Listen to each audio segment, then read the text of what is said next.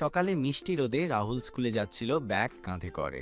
হঠাৎ তার চোখে পড়ে রাস্তার পাশে কিছু একটা চকচক করছে। সে কাছে গিয়ে দেখে, আরে এটা তো একটা মানি ব্যাগ। ভেতরে অনেক টাকা আর একটি পরিচয়পত্র। চারপাশে তাকিয়ে দেখে কেউ নেই। এখন সে কি করবে? রাহুল কোনো দেরি না করে সোজা বাড়ি ফিরে আসে। বাবা মাকে সব খুলে বলে, দেখায় মানি ব্যাগটা। বাবা মা তাকিয়ে পরিচয়পত্রে থাকা নাম ও ঠিকানা দেখে রাহুলের বাবা ফোন করেন সেই লোকটিকে। ভাই, আপনার মানি ব্যাগে আমরা পেয়েছি, চিন্তা করবেন না, ঠিকঠাক আছে। কিছুক্ষণের মধ্যেই এক ভদ্রলোক এসে হাজির, চোখে কৃতজ্ঞতা, মুখে হাসি। এই ছোট্ট ছেলেটাই আমার মানি ব্যাগ পেয়েছে, ধন্য তুমি বাছা। রাহুল লাজুক হাসে।